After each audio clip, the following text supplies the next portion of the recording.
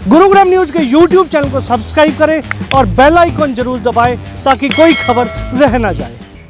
नमस्कार, मैं हूं मन्नू मेहता और आप देख रहे हैं गुरुग्राम न्यूज। अब गुरुग्राम शहर की सभी खबरों के लिए आप हमारी गूगल ऐप से एप्लीकेशन डाउनलोड कर सकते हैं और पा सकते हैं शहर की सभी खबरें। हरियाणा के मुख्यमंत्री मनोहर लाल ने शुक्रवार को गुरुग्राम वासियों को कई बड़ी सौगातें दी।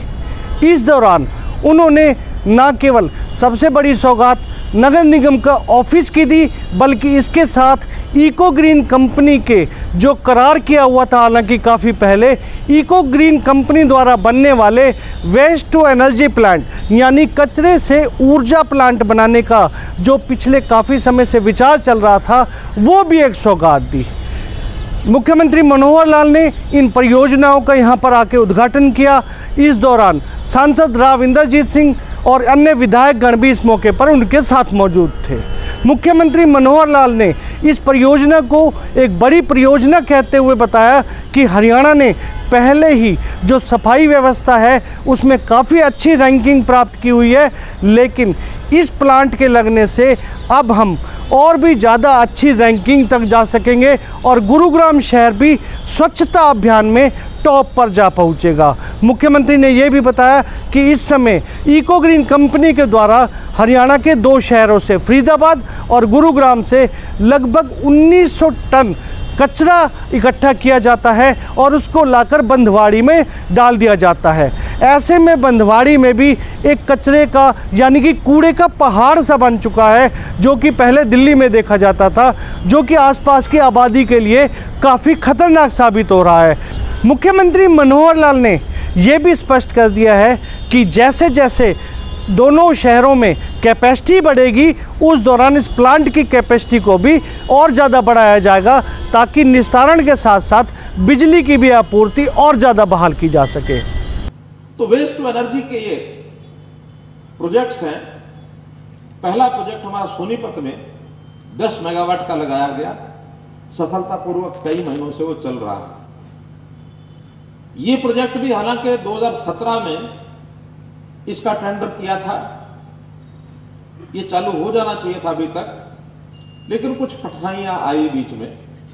और कठिनाइयां, जो विशेष कठिनाई थी, जो जगह हमारे पास उपलब्ध थी बंधवाड़ी में, वहां पर लगातार कचरे को इकट्ठा करते चले गए, सारी जमीन पर कचरा ढेर लग गया, लेकिन जितनी जगह इनको प्लांट लगाने के लिए चाहिए थी वो उपलब्ध करानी थी, एमसीजी ने 10 एकड़ की जमीन हम उपलब्ध नहीं करा पाए। बाद में उसके लिए अलग से व्यवस्था की, अलग से टेंडर किया, तब जाकर आज हमको 10 एकड़ तो अभी भी खाली नहीं हुई है, लेकिन 6-7 एकड़ खाली हो गई है, जिसमें से कंपनी ने कहा कि अब शिलान्यास किया जा सकता है। बहुत से, जैसा राव साहब ने बताया कि कई तरह के विवाद बने रहे, लेकिन अंतोगत तो हमको लक्ष्य प्राप्त करना है कि हमारी सफाई भी ठीक हो जाए, कचरे का उठान भी घर घर से ठीक हो जाए और फिर इकट्ठा भी ना हो, उससे उत्पादन का काम शुरू हो। अब उस उत्पादन का काम आज तो शिलान्यास हुआ है, लेकिन मैं समझता हूं कितना टाइम पड़ा उसमें प्रोजेक्ट के निर्माण में, 2 साल। 2 साल के अंदर उस का बिजली का उत्पादन करने के लिए वो प्लांट चालू हो जाएगा। वहीं कचरे से बिजली किस तरह बनाई जाती है, इस बारे में कंपनी अधिकारियों ने स्पष्ट कर दिया है कि जो यहाँ पर कचरा होगा उसको सबसे पहले लाकर यहाँ पर उसका निस्तारण किया जाएगा और निस्तारण के साथ साथ ये भी होगा कि उससे जो कचरे से बिजली बनेगी और जो बाकी बचेगा उससे कंपोस्ट करके खाद बनाई जाएगी। यहाँ तक कि जो उसमें से पानी भी निकलेगा उसका भी यूज खेती के कार्यों के लिए किया जाएगा, यानी कि जो कूड़ा कचरा दोनों शहरों से आता है वो अब पूरी तरह से निस्तारण होकर 3 हिस्सों में बढ़ जाएगा, जो कि तीनों ही काफ़ी यूजफुल साबित होंगे। आदरणीय मुख्यमंत्री जी, हम आपको अवगत कराना चाहते हैं, इको ग्रीन ने वर्ष में कूड़े का निस्तारण करके बिजली बनाने की दिशा में कदम बढ़ाए हैं। इस प्लांट का शिलान्यास आज आपके कार्यक्रमों से होने जा रहा है। इसके निर्माण के बाद गुड़गांव और फरीदाबाद में प्रतिदिन निकलने वाले 1900 टन कचरे से बिजली का उत्पादन किया जाएगा।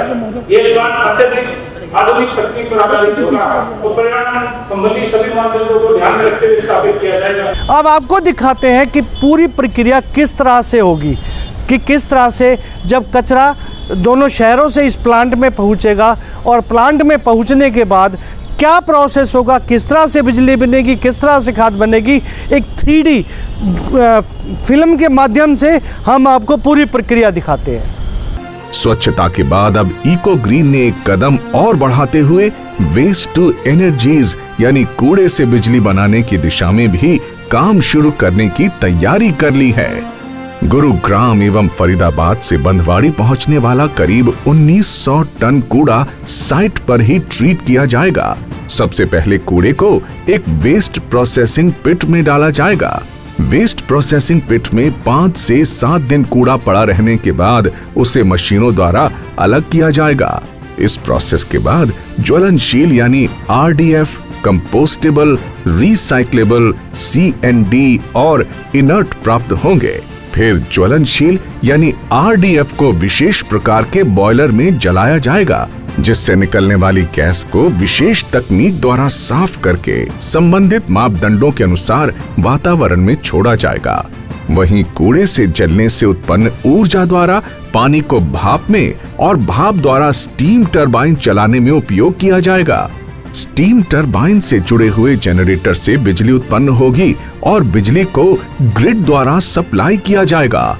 इको ग्रीन के स्टेट ऑफ आर्ट प्रोजेक्ट में बिजली बनाने की प्रक्रिया के बाद बचे हुए उपयुक्त अवशेषों द्वारा कंपोस्ट खाद बनाई जाएगी और किसी भी प्रकार से बचे हुए खराब पानी को साफ करके कृषि के लिए उपयुक्त बनाया जाएगा।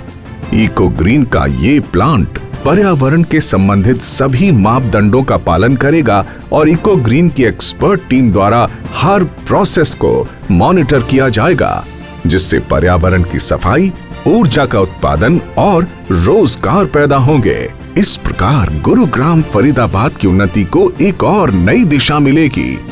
कुल मिलाकर इस प्लांट के लगने के बाद गुरुग्राम ही नहीं, फरीदाबाद वासियों को भी न केवल राहत मिलेगी, बल्कि जो कूड़ा और कचरा अब तक काफ़ी लोगों के लिए, आसपास के गांवों के लिए सिर दर्द बना हुआ था, वही आने वाले समय में न केवल इससे बिजली का उत्पादन होगा, बल्कि खाद के रूप में भी लोगों के लिए उपयोगी साबित होगा।